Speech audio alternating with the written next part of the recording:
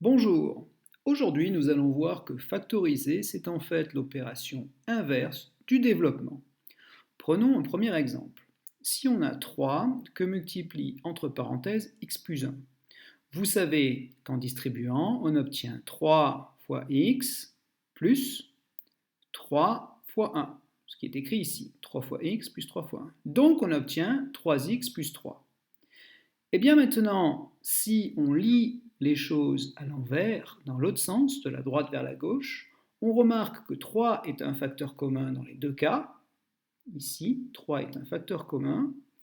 Et donc, on peut écrire le 3 devant la parenthèse. Il ne nous reste plus qu'à rajouter dans la parenthèse ce qui nous manque, le produit manquant. Donc, vous voyez, si on fait le chemin à l'envers, il nous manque le x, le plus et le 1.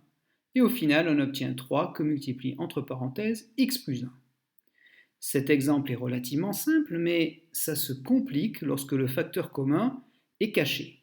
Par exemple, ici, si on multiplie 3 par x plus 5, en distribuant, on obtient 3 fois x plus 3 fois 5, qui est écrit ici, 3 fois x plus 3 fois 5. On obtient donc 3x plus 15. Mais on ne voit pas le facteur commun 3 dans la deuxième expression, dans le deuxième terme. Pourtant, il existe parce que 15, c'est égal à 3 fois 5. En effet, on peut écrire ceci de cette manière.